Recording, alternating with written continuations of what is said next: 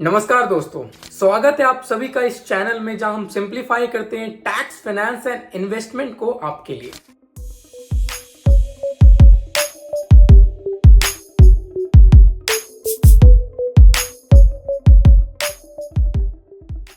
दोस्तों, इस वीडियो में हम डिस्कस करने वाले हैं म्यूचुअल फंड के बारे में, जो एक इंस्ट्रूमेंट है, एक ऑप्शन है जिससे आप अपने वेल्थ को मैक्सिमाइज कर सकते हैं विथ मिनिमम रिस्क। अगर आप एक बिगिनर हो या आप एक सीजन्ड इन्वेस्टर हो, दोनों ही केस में आपके लिए एक बहुत ही हेल्पफुल वीडियो होने वाला है, तो stay tune till the end. दोस्तों, सबसे पहले ये समझते हैं म्यूचुअल फंड होता क्या है। दोस्तों, म्यूचुअल फंड एक ऐसा पूल है जहां पे वेरियस इन्वेस्टर्स अपना पैसा डालते हैं। अब इस पैसे को एक फंड मैनेजर होता है जो कि वेरियस असेट्स में इन्वेस्ट करता है, वेरियस शेयर्स में, वेरियस बॉन्ड्स या अदर सिक्योरिटीज में इन्वेस्ट करेगा।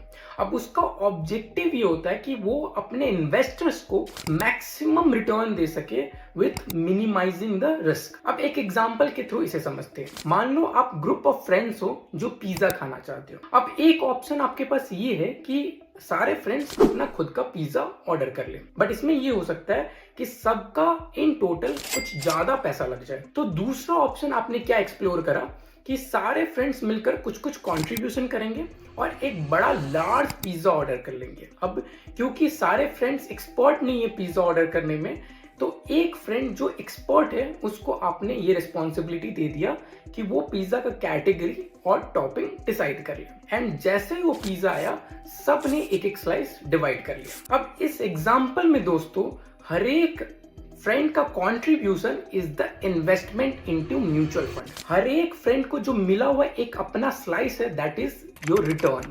और जो फ्रेंड को आपने रिस्पॉन्सिबिलिटी दिया है कि आपका पिज्जा का कैटेगरी और टॉपिंग डिसाइड कर ले, वो आपका हो गया फंड मैनेजर। म्यूचुअल फंड्स तीन टाइप के बेसिकली होते हैं। पहला है इक्विटी ओरिएंटेड म्यूचुअल फंड, दूसरा है डेट ओरिएंटेड म्यूचुअल फंड और तीसरा है हाइब्रिड।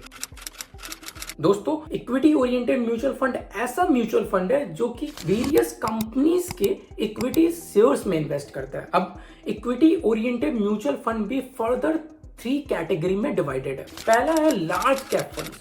दोस्तों, ये ऐसे म्यूचुअल फंड्स होते हैं जो कि लार्ज कंपनीज में इन्वेस्ट करते हैं, जिसका स्ट्रॉन्ग फंडामेंटल हो, जो स्ट्रॉन्ग मार्केट प्रेजेंस रखता है, जैसे कि आपका टाटा, रिलायंस। दोस्तों, ये सारे म्यूचुअल फंड्स में आपका रिटर्न तो मॉडरेट होता है, बट आपका जो इन्वेस्टमेंट होता है वो रिलेटिवली सेफ होता है। तो इसमें आपका रिस्क पैरामीटर रिलेटिवली लो होता है। दोस्तों, मिड कैप फंड्स ऐसे फंड्स होते हैं जो कि टारगेट करते हैं मिड साइज कंपनीज को। इसमें जो आपका रिटर्न पोटेंशियल होता है वो होता है higher in compare to large cap funds, but आपका रिस्क जो एसोसिएटेड है वो भी हायर है compare to large cap. Small cap funds target करता है स्मॉलर कंपनीज को, जैसे कि स्टार्टअप्स। इसमें आपका रिटर्न पोटेंशियल भी बहुत हाई होता है, बट एसोसिएटेड रिस्क भी बहुत ज्यादा होता है, इसलिए इसे बोलते हैं हाईली वोलाटाइल फंड्स। ये दोस्तों आपके पैसे को या तो मेक या ब्रेक कर सकता है, मतलब या तो आपको बहुत ही ज्यादा रिटर्न दे सकता है या फिर आपके पैसे को डुबा भी सकता है। फिर है दोस्तों डेट ओरिएंटेड फंड्स। दोस्तों, ये ऐसे फंड्स होते हैं जो कि डेट इंस्ट्रूमेंट्स में इन्वेस्ट करते हैं, जैसे कि बॉन्ड्स, डिबेंचर्स। ये सारे फंड्स यूजुअली बहुत सेफ होते हैं एंड इसमें आपको रिटर्न भी है वो फिक्स्ड मिल जाता है। उसके बाद है दोस्तों हाइब्रिड इंस्ट्रूमेंट। हाइब्रिड इंस्ट्रूमेंट ऐसे फंड्स होते हैं जो कि कुछ पैसा अपना इक्विटी में लगाते हैं और कुछ डेट इंस्ट्रूमेंट्स में लगाते हैं। जैसे कि फॉर एग्जांपल आपने 100 रुपए इन्वेस्ट करा है, तो आपका कुछ पोर्शन, फॉर एग्जांपल 60 रुपीज आपके इक्विटी शेयर्स में लग जाएंगे और 40 आपके डेट में लग जाएंगे। तो ये रिस्क बैलेंसिंग कर देता है। दोस्तों, अब समझते हैं regular fund versus direct fund. दोस्तों, रेगुलर फंड ऐसा फंड होता है जो आपके और म्यूचुअल फंड के बीच में एक इंटरमीडियरी के जैसा काम करता है। वो इंटरमीडियरी आपसे आपका पैसा लेकर के म्यूचुअल फंड में लगाता है। अब ये इंटरमीडियरी इस काम का कुछ कमीशन चार्ज करता है, जिसके वजह से आपका ओवरऑल रिटर्न रिड्यूस हो जाता है। जबकि डायरेक्ट फंड्स में आप क्या करते हो, आप डायरेक्टली म्यूचुअल फंड में पैसा लगाते हो। मान लो डीएसपी के स्मॉल कैप ग्रोथ फंड में आपको पैसा लगाना है, तो आपके पास दो ऑप्शन है, या तो आप उनके रेगुलर फंड में लगा सकते हो या फिर डायरेक्ट फंड में लगा सकते हो। तो जब भी आप डायरेक्ट फंड में लगाओगे तो आपका ओवरऑल रिटर्न हमेशा हायर होगा compare to regular fund, because regular fund में आप कुछ कमीशन दे रहे हो वो इंटरमीडियरी को, जो आपका ओवरऑल रिटर्न को रिड्यूस कर देता है। दोस्तों अब समझते हैं एक्सपेंस रेशियो। एक्सपेंस रेशियो एक तरीका होता है म्यूचुअल फंड्स का जिससे वो अपने खर्चे को इन्वेस्टर्स से रिकवर कर पाए, क्योंकि फंड मैनेजर्स आपके पैसे को मैनेज करते हैं, ऐसे पोर्टफोलियोज में लगाते हैं जिससे आपको हायर रिटर्न मिल सके, मिनिमम रिस्क हो सके।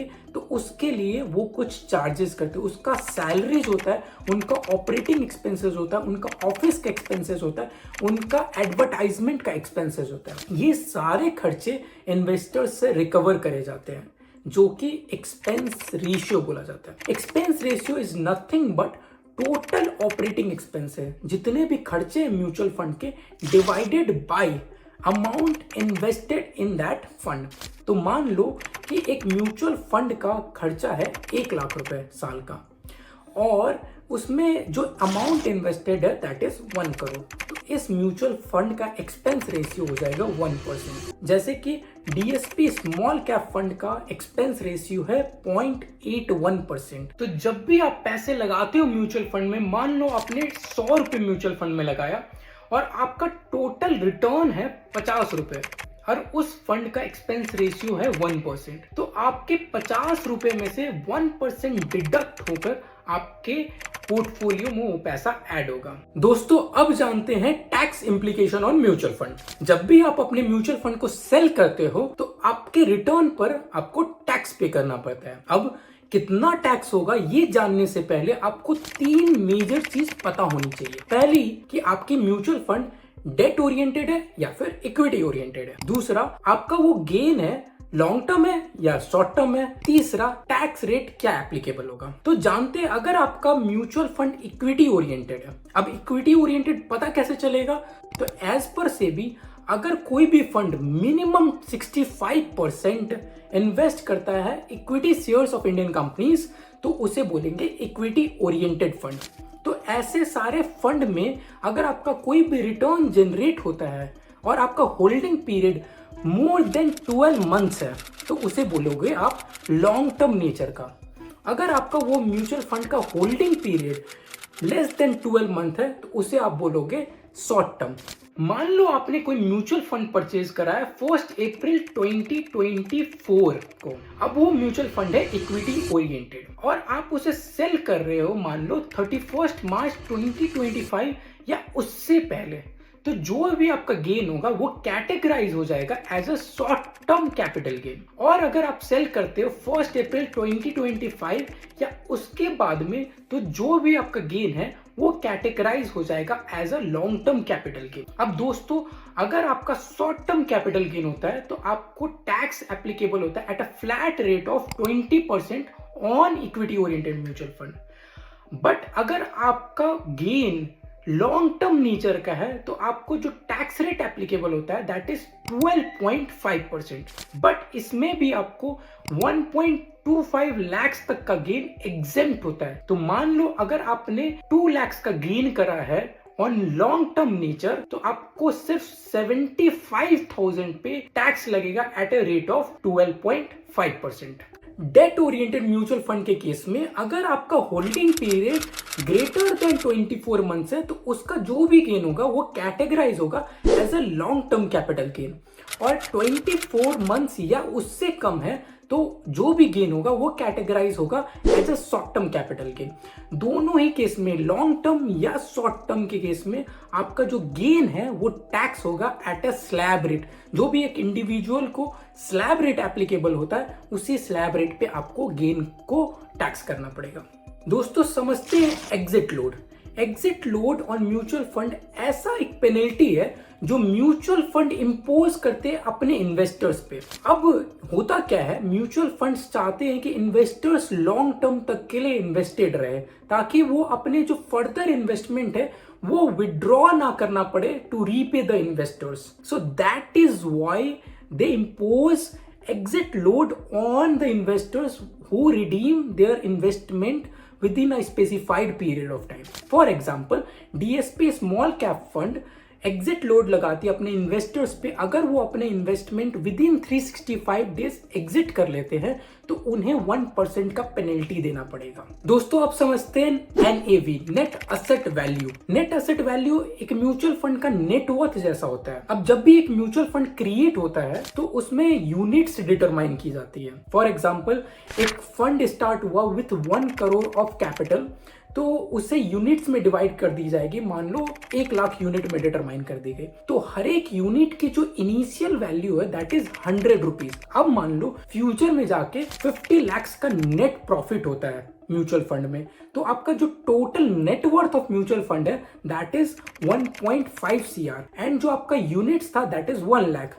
तो हर एक यूनिट की जो नेट असेट वैल्यू NAV है दैट इज 150 रुपीज। तो जब भी आप सेल करोगे उस म्यूचुअल फंड्स को और आपके पास मान लो 5 यूनिट है, तो आपको 5 मल्टीप्लाइड बाई 150 आपको 750 रुपीज मिलेगी। दोस्तों समझते हैं SIP वर्सेस लमसम। SIP, जिसको आप सिस्टमैटिक इन्वेस्टमेंट प्लान बोलते हो, ये एक ऐसा तरीका है म्यूचुअल फंड में इन्वेस्ट करने का जिस तरीके से आप रेगुलर इंटरवल पर कुछ फिक्स्ड अमाउंट म्यूचुअल फंड में इन्वेस्ट कर सकते हो। ये रेगुलर इंटरवल मंथली भी हो सकता है, क्वार्टरली भी हो सकता है। तो मान लो आप एक सैलरीड पर्सन हो जिसका सैलरी हर एक मंथ के एंड में आता है, तो आप एक अमाउंट फिक्स कर सकते हो 10,000, 20,000, 50,000, what ever is your plan. उसके हिसाब से आप फिक्स करके म्यूचुअल फंड से लिंक कर सकते हो, जिससे आपका हर एक महीने के बिगनिंग में या क्वार्टर के बिगनिंग में अकाउंट से ऑटोमेटिकली डिडक्ट हो जाएगा और वो म्यूचुअल फंड में चला जाएगा। अब इस प्लान का बेनिफिट ये होता है कि आपको हमेशा इन्वॉल्व नहीं होना पड़ता है।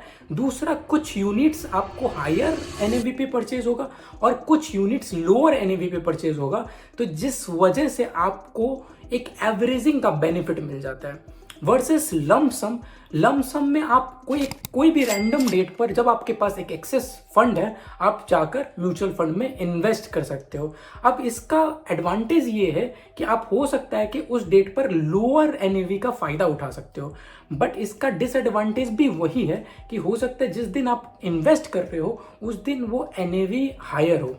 दोस्तों कहा जाता है mutual funds are subject to market risk. अब इसी डिस्क्लेमर को, इसी कॉशन स्टेटमेंट को लेकर हम ये डिस्कस करते हैं कि म्यूचुअल फंड्स के कुछ फायदे क्या हैं इन जनरल अगर आप इन्वेस्टमेंट करने का सोच रहे हो तो।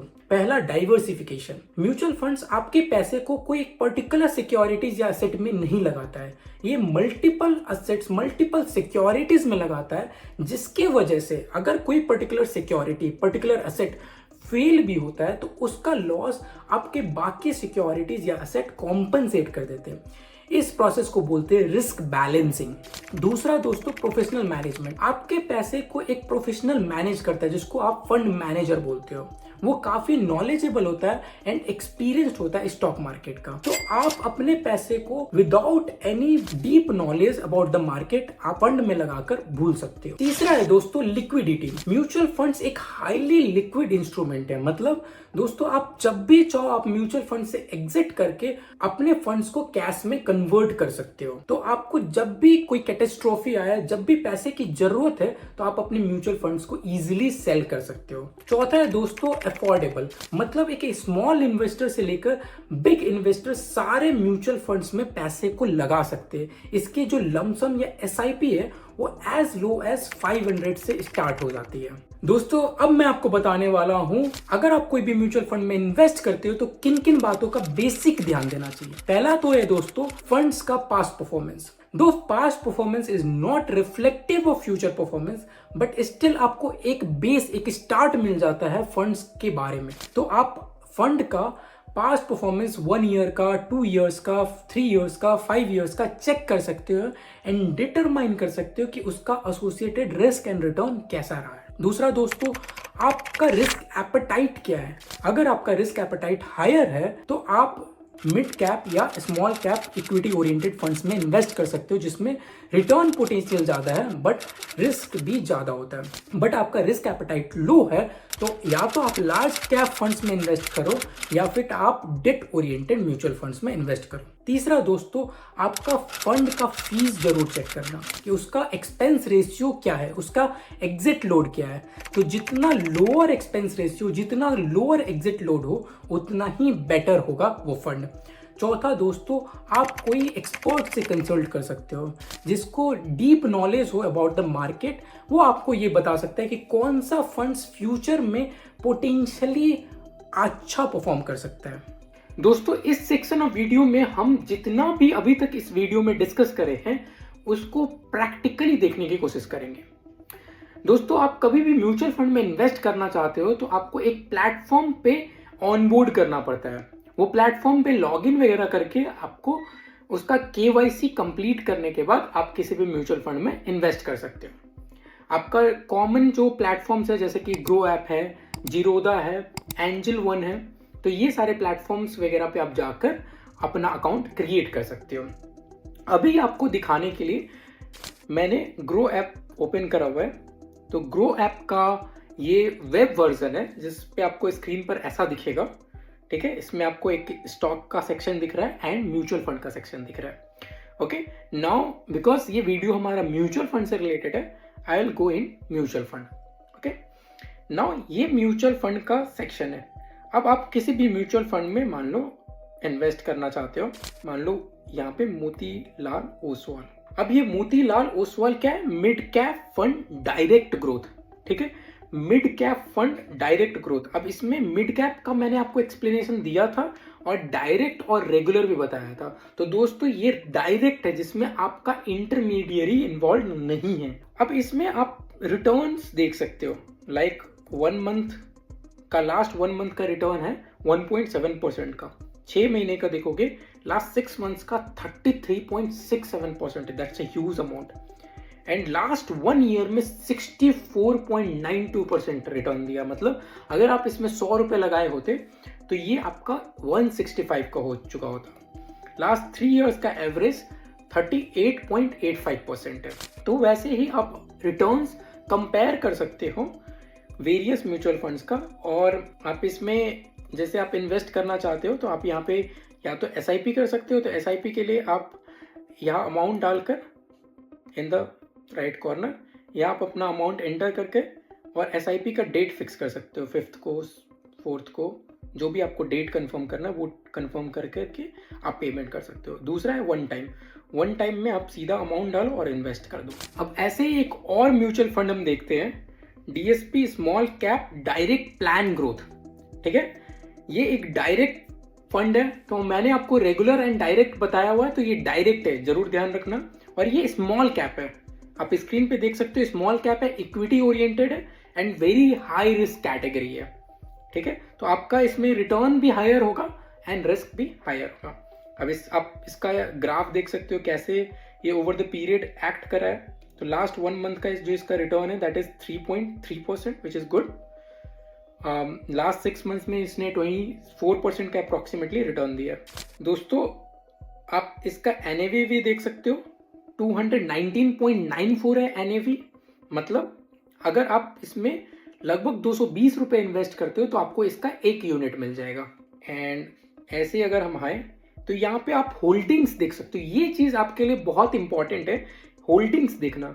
ये आपको होल्डिंग्स से आप एनालाइज कर सकते हो कि आपका पैसा कहाँ जाने वाला है, कौन से कंपनीज में जाने वाला है।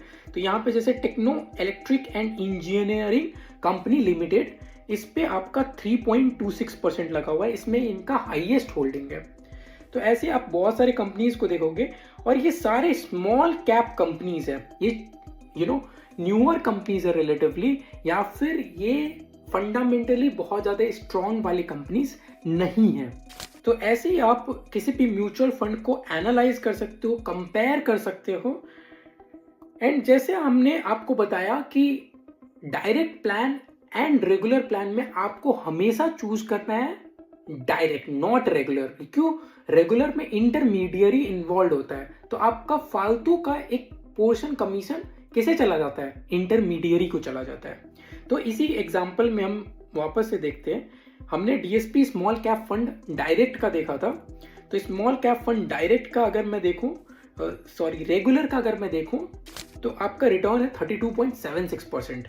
और मैं यहीं पे डायरेक्ट का देखता हूं, तो डायरेक्ट का लास्ट 5 ईयर्स का जो रिटर्न है दैट इज 33.94%, विच मीन्स आप यहां पे देख सकते हो 32.76% फॉर 5 ईयर्स, एंड यहां पर आप देख सकते हो 33.94, मोर देन 1% का डिफरेंस है। अब आपको ये लगेगा कि 1% का डिफरेंस है, मतलब आप 100 रुपए का रिटर्न कमाते हो तो सिर्फ आपका 1 रुपए का डिफरेंस है। बट दोस्तों ये लंबे पीरियड में बहुत ही एक सिग्निफिकेंट अमाउंट हो सकता है। अब इसको एक एग्जांपल से समझते हैं। दोस्तों आप 10 लाख रुपए लगा रहे हो each in direct plan and regular plan, और पीरियड है मान लो 10 साल का।